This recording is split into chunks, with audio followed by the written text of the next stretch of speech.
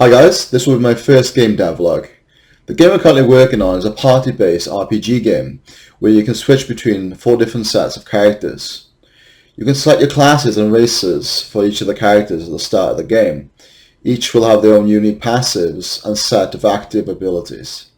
Over the last 2 weeks I've been working on the player attributes, enemy attributes, set of classes, switching players, animations, player passives, player attacking the enemy AI and level design, among various other things. There's still a lot left to do, and there's a lot of bugs right now, but I'm going to show you what I have anyway, and hopefully with the next video there will be a lot of improvements and more features added. So what I'm really sort of happy with is kind of like how the level design is sort of slowly coming along. Turn off the nav match. How the level design, well, the level itself is coming along pretty well. Yeah, I really like it. I had this design on paper first, which I made. It's gonna be hard to show, but I'll try and get it really quickly. There we go. It's here.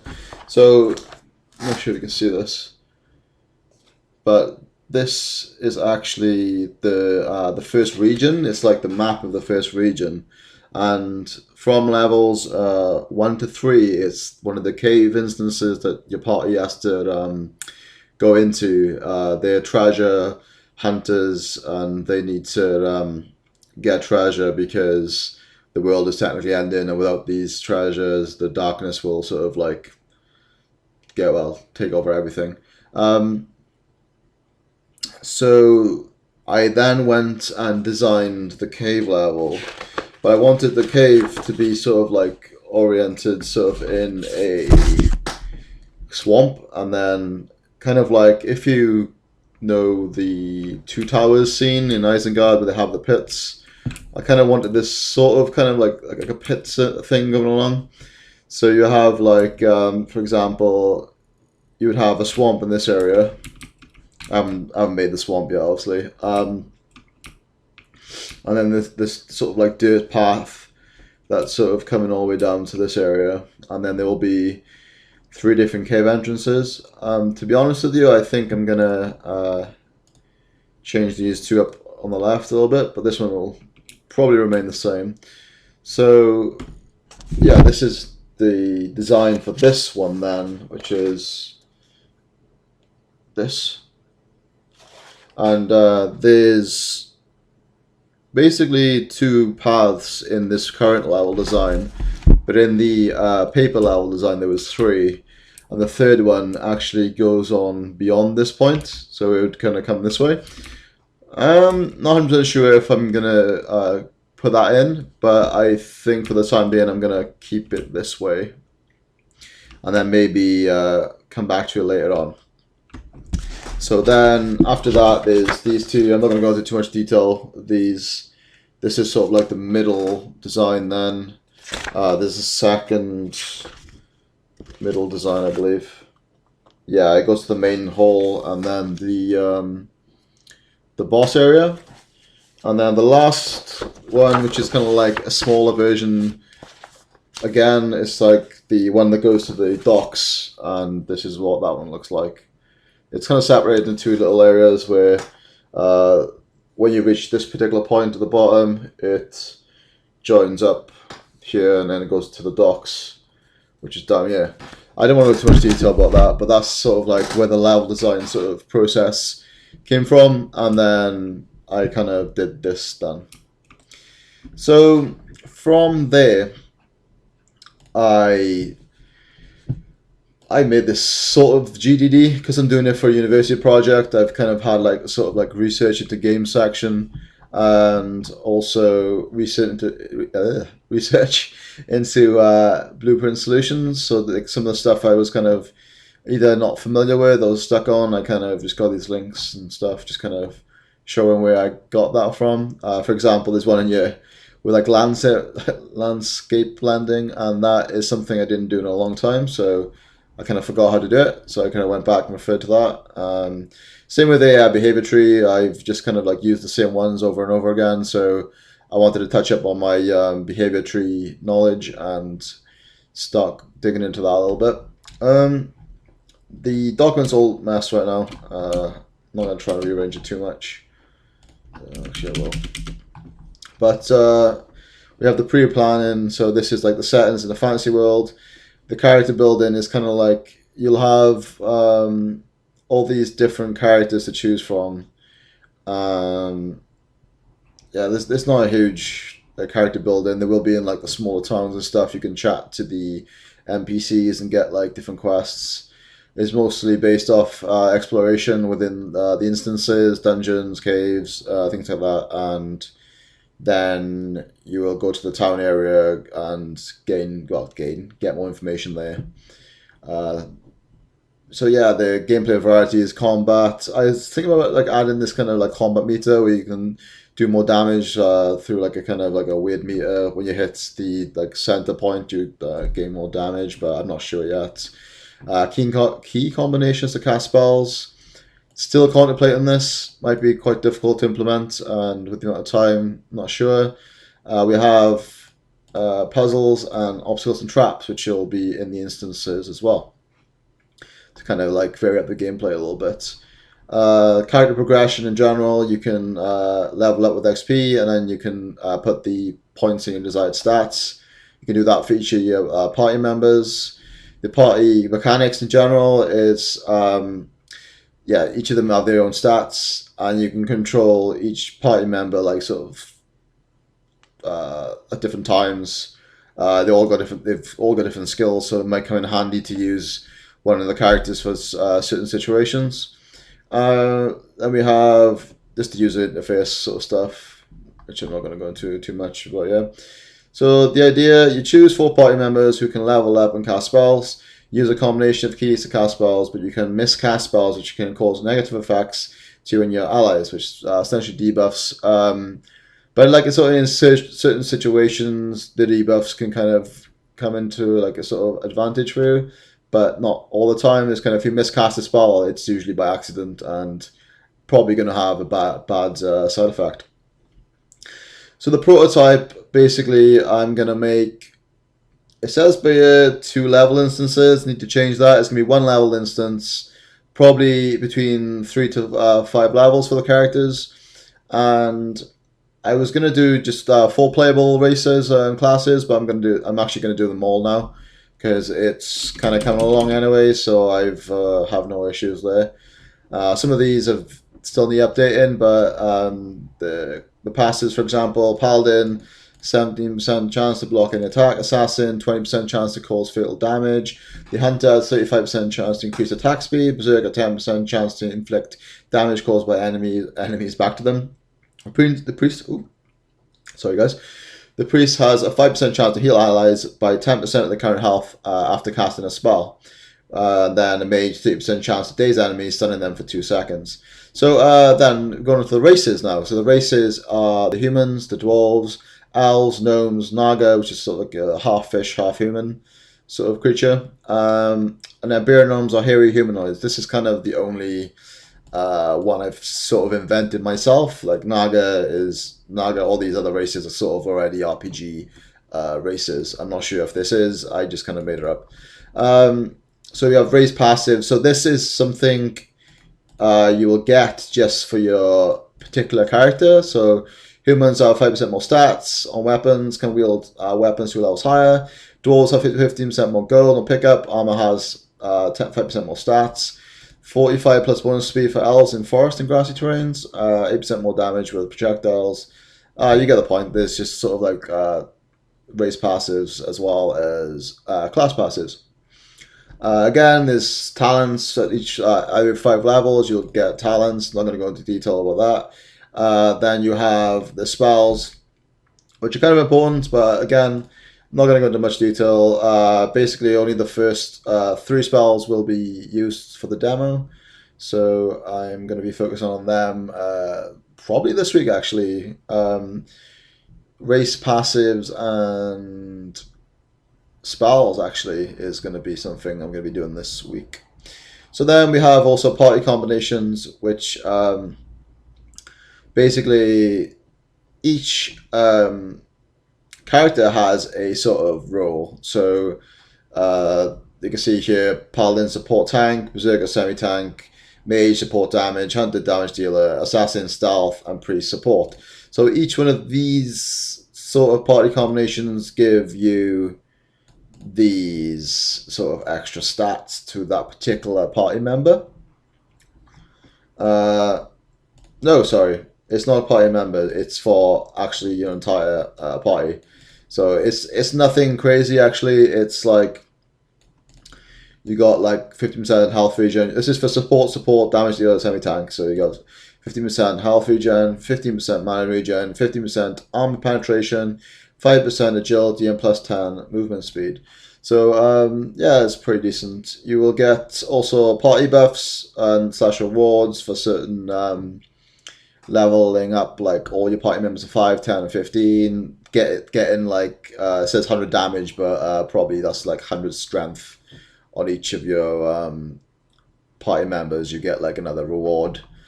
So yeah, I think that's pretty cool. These are the stats. These are kind of the formulas that I've used in game to basically get the stats working properly. I kind of did it this way because I wanted to kind of see it on paper before implementing it, because it's much easier. The only stuff that hasn't been implemented yet is physical resistance, armor penetration, and I think piercing as well. So that's stuff that needs to be implemented. Don't know if I'm implementing the non-combat stats yet. Not sure where I'm going with this, but the non-combat stats were like hunger, energy, dehydration, and trauma. But yeah, I'll come back to that later on. I'm not planning on doing it for the demo, though, I don't think, so this is not important. I've just got weapon slots and weapon types. I'm not going to go into detail, armor slots, stuff like that. So, after going through a lot of sort of the game design document in sort of sense, it's not the same. Essentially, the core sort of story and things you need to do within the story is sort of, you have treasure pieces, generally between 4 to 6 treasure pieces on a piece of parchment. When combined, they show a location of one of the objective items. In game, there are usually between 4 to 6 unique per level tier. So yeah, basically you need to get the pieces of parchment to combine a map. The map shows you in that region where the treasure is, basically. And then these are sort of the objective items. Staff of Orion is stuff from the ancient Grand Herald Orion. Shining Star, a talisman of the abyss, a dimension of light and darkness. Fire Shard, an artifact from the ancient times. Nobody knows where it came from, but it burns when enemies are near. Vial of Dragon Blood, blood from a dragon, but they haven't been spotted since the ancient times. Phoenix Blade is an undying flame from a blade. Devil's Cape, a heated cape.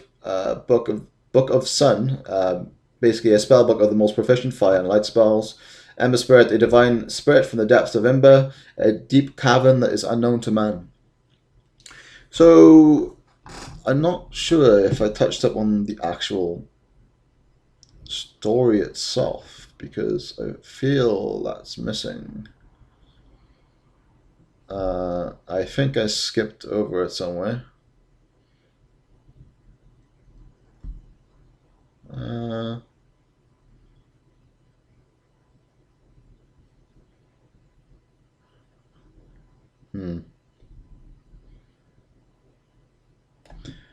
I'm not sure where it's gone. But basically, well, the story is kind of quite simple.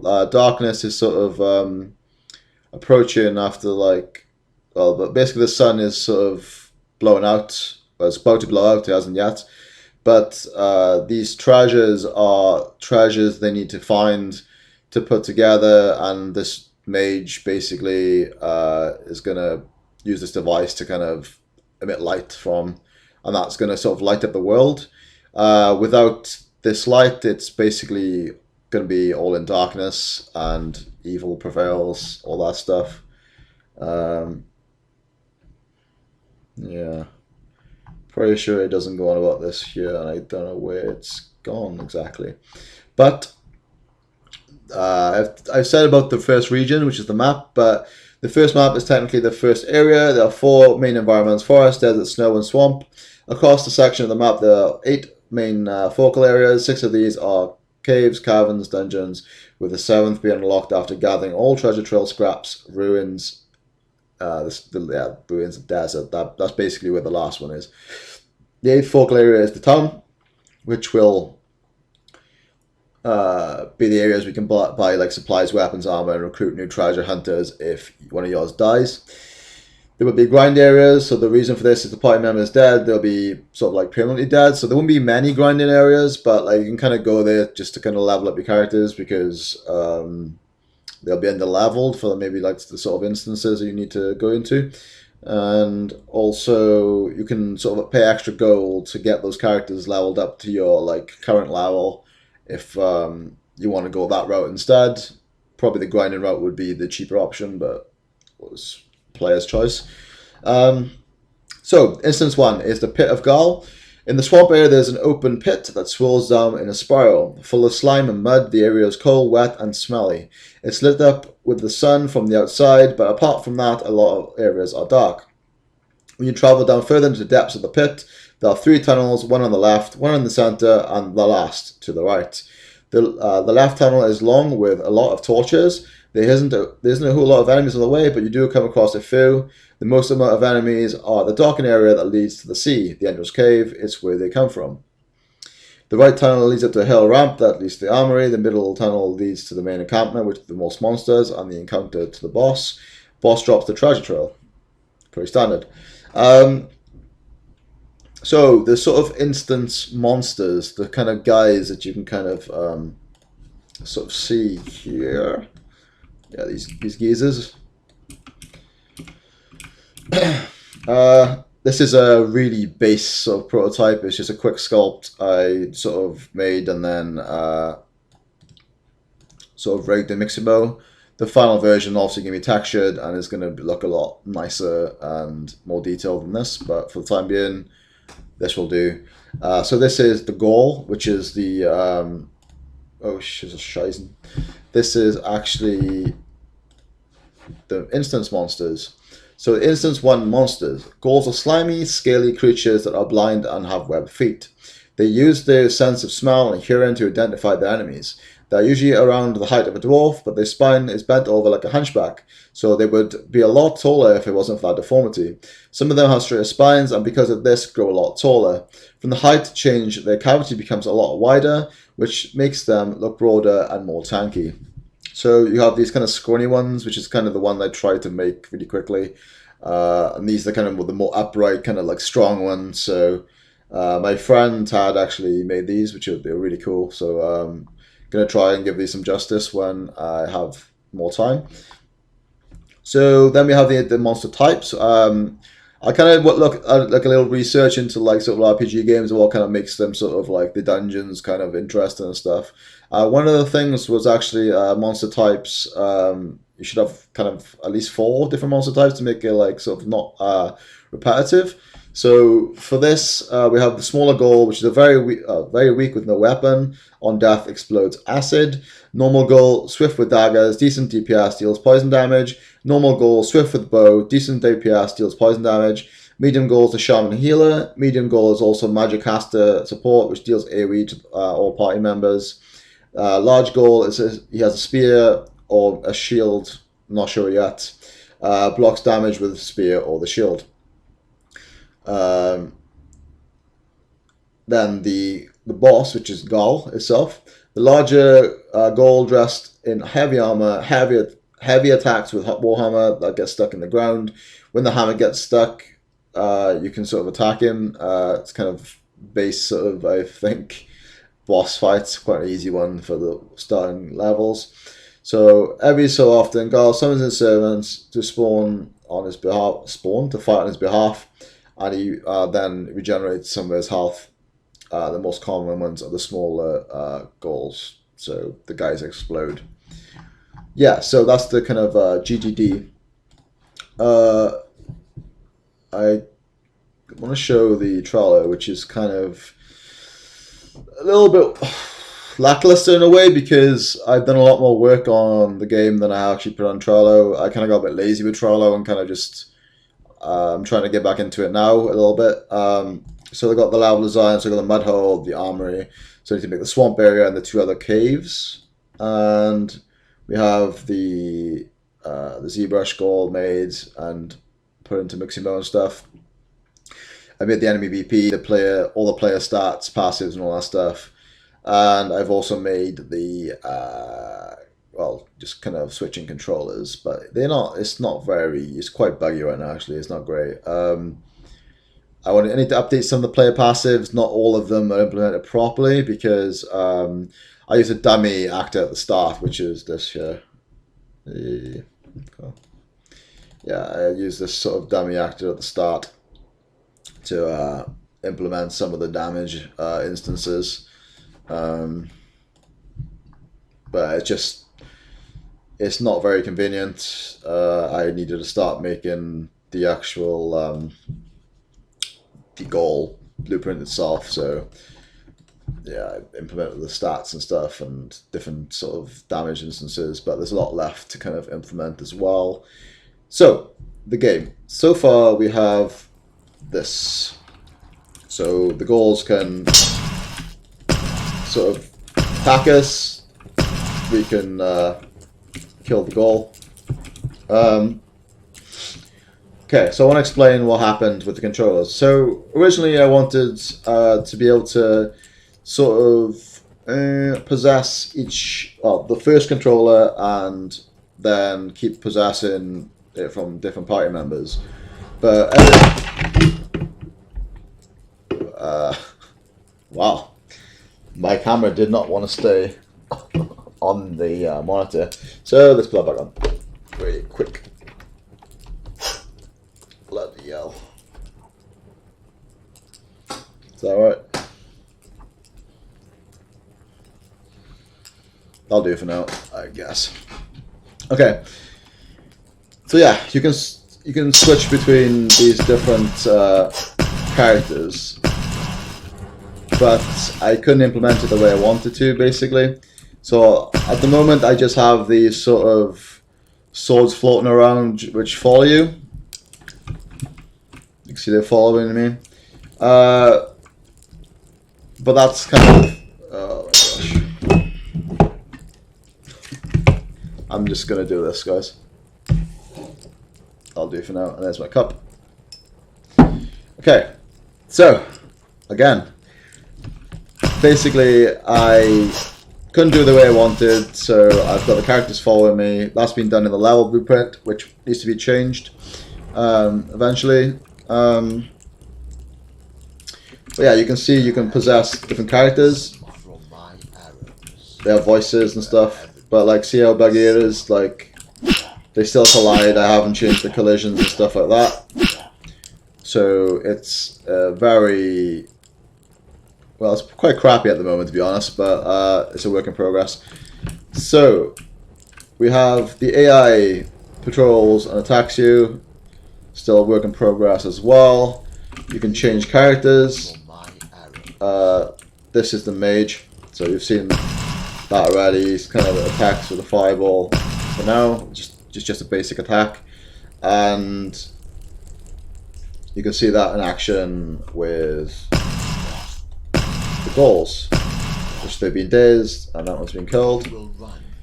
Then we have the Berserker. At the moment, he doesn't have his passives. See, and I'm getting blocked again by the other characters. He doesn't have a passive, but he has just a lot of damage right now. I'm going to implement the passive because I needed the ghouls before I could implement the passives, basically. So now I can do that next. Okay, so we have the Assassin then, which... he does deal fatal damage, but it's 20%. So there we go. That's fatal damage. So fatal damage essentially deals I think it's 1.5%, 1.5 times more damage. The attacking's a bit, the melee attacking's a bit off right now. It's not amazing either. The best is probably the range attacks, the ones I've focused on the most. So the hunter, he fires normally until he activates this, which is a passive ability which increases his attack speed. So you can see the attack speed increase when the blue arrows come out, and when that little light shines. They last for only a short amount of time, but when it does come on, you can see it's a lot faster. You can shoot way more rapidly. It's kind of like a rapid fire. The last part of this cave is just well, for now it's a boss, but the boss is not going to be here. He's just a bigger ghoul walking around. He has a bit more health. Well, he should have had more health, but he hasn't right now. Okay, so more arrows. Lovely. That's something I need to come back to later. It's something to do with destroying the controller, and it doesn't like it. So that's going to be something else I need to fix. And basically, this geezer here. His strength is 45, which means this should increase. Unless the strength is not connected. No, strength gets set here, which if I get rid of it, it should reset. So let's just run up here really quick. Oh yeah, I forgot to mention the bottom left is basically well, health, mana, and you can also run with the energy bar. So when you actually run, the energy bar goes down. When you don't run, it goes back up. So we have that in the game as well. I kind of want... Oh, I was lucky. I kind of want to... Go away. Yeah, for some attacks, I will actually trigger the energy as well, so that will be the whole reason for using like just basic attacks. Maybe they could kind of deplete energy, where spells deplete your mana. So there'll be a use for the energy as well as just running. I mean, otherwise it's kind of it's not useless. Like running is kind of useful. Like I mean, without running, you're pretty damn slow as the character. So yeah, this guy should have his health increased now. Yeah, I see it's a lot higher. Actually, his health regen is quite high as well because of how the strength is programmed. The strength is programmed in a way so when the health is higher, it's oh my god, my teammates are blocking me. You idiots, run, run! No, no.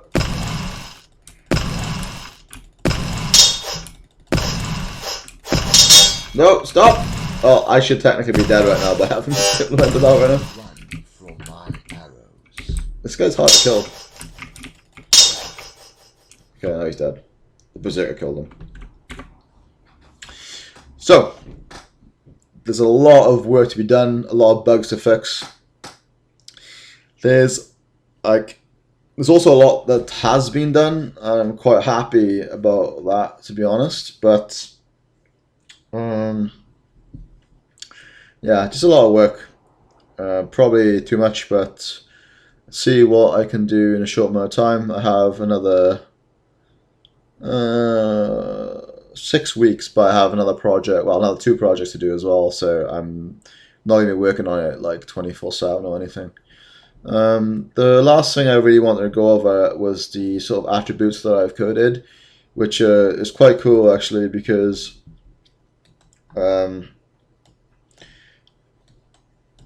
yeah, this is kind of like, this would, base stats is basically if you want to have base stats for the character when you start, but I've actually made it so you can change these stats on the right hand side by making them public. So you can just put enemies in the game, sort of increase, like the current health and mana is kind of useless. Well, not useless, is it does something, but what the important fact is for like health is strength. And strength also increases your health regen, or your spirits as well, I think. So it's spirit and strength that is basically multiplies your health regen. So there's different factors. That's actually healing, not spirit, but they all do different stuff. So yeah, you can increase these stats dynamically. It can also be increased through like different weapons and stuff like that later on. So you can see where you can also change. Say for example, I want to give this guy more attack speed, so I'd increase his agility to like 45. I want to also make him stronger with his magic, so I'll give him like 40 as well. And then the hunter, not the hunter actually, let's go to the berserker. We'll change the berserker then to the priest, and we'll change the assassin to the paladin. So now you will see the changes. So we have more mana, which is the increase of intelligence. Intelligence also increases your magic damage, so you can see this guy just got annihilated. Like, he took so much more damage. I also increased the agility, which is attack speed. So you can see like how fast the fireball is now, which is going to make us pretty OP actually. Oh, it's getting hit. But yeah, so these changes can basically be changed on the fly. And oh yeah, I forgot to say also on the right hand side, forgive the stretched images right now, but you can see that the images have changed as well. So we've changed the type. So again, we can change this to assassin. We'll change the hunter to a berserker, and you'll notice again the images change. Good day, And that also, yeah, you can just kind of switch between each character by pressing tab. Good day. You can use different attacks, and yeah, it's coming along. I think, like I said before, I am happy with it so far. But again, it's kind of a buggy mess. There's a lot of stuff to do, and yeah, time, I guess. Time is also a factor. So, guys, I'm hoping you enjoyed the video. I might have blabbed on a bit too much, but to be honest with you, I'm quite excited about this project. It's something I haven't really done before. I haven't made this sort of game before, so it's definitely a challenge, and I hope you guys will follow my progress in the future, and subscribe and like the video if you do want more content, and see you guys later, I guess.